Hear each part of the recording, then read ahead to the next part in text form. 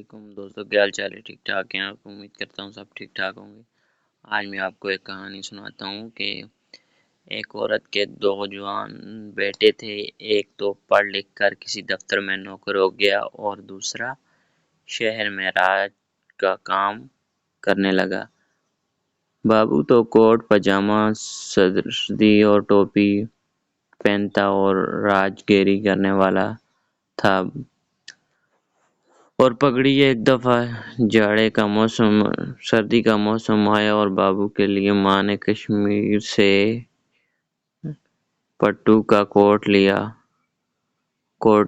بنوایا تو راج نے کہا، اماں جان مجھے بھی ایسا ہی کوٹ بنوا دو۔ ماں نے کہا، بیٹا ایسے کپڑے تمہارے پہننے کے نہیں، یہ تو منشی بابو ہی پہ سب سجتے ہیں سنورتے ہیں۔ سردی کا خیال ہے تو مرضی بنوا لو، تم اینٹ گاڑے کا کام کرنے والے ہو۔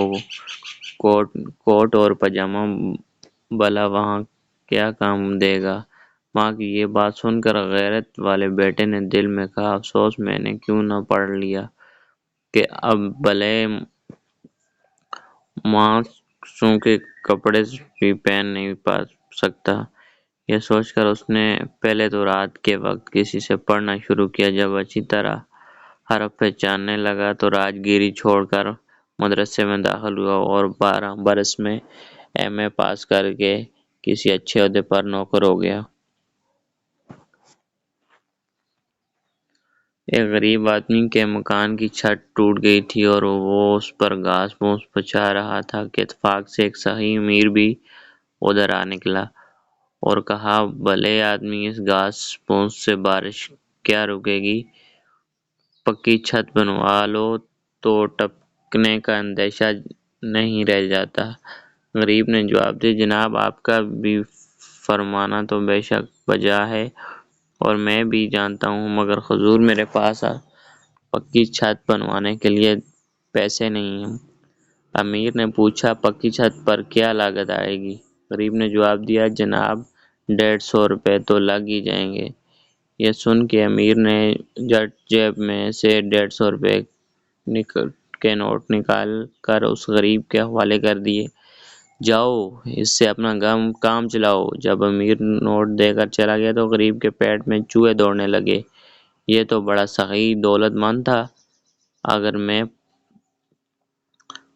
500 کہہ دیتا تو اتنے ہی دے دیتا، میں نے غلطی سے کم کہہ دیا۔ یہ سوچ کر وہ امیر کے مکان پر پہنچا اور کہنے لگا، جناب میں نے اندازے میں غلطی کی تھی، چھت پر 500 روپے خرچ آئیں گے۔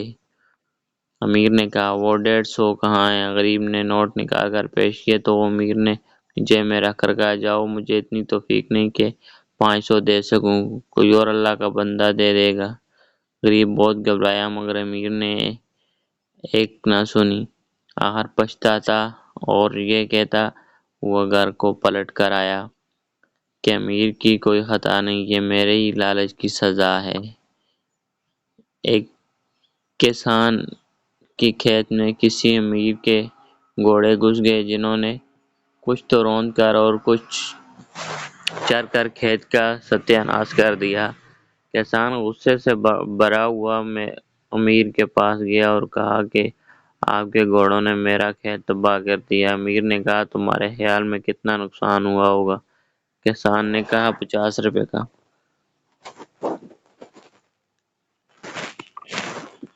امیر نے اسی وقت کسان کو 50 روپے دے کر کہا، اگر نقصان کچھ زیادہ ہوا تو پھر سوچ لینا، میں زیادہ دینے کو بھی تیار ہوں۔ کسان 50 روپے لے کر گھر آیا، لیکن کھیت پک کر پہلے سے بھی زیادہ قیمت پر بک گیا، جس پر ایماندار کسان نے امیر کے پاس 50 روپے لے جا کر کہا، جناب بیلی فصل کٹ گئی اور نقصان کی جگہ کچھ نفع بھی ہو گیا، بس اب آپ اپنے روپے واپس لے لیں۔ یہ سن کر امیر نے ان 50 روپے کے ساتھ 85 اور ملا کر کسان کو پورے 100 روپے دے دیے اور کہا، یہ نقصان کا بدلہ نہیں، تمہاری ایمانداری کا انعام ہے، شوق سے لے جاؤ اور اسی طرح ہمیشہ سچائی پر کام کرو۔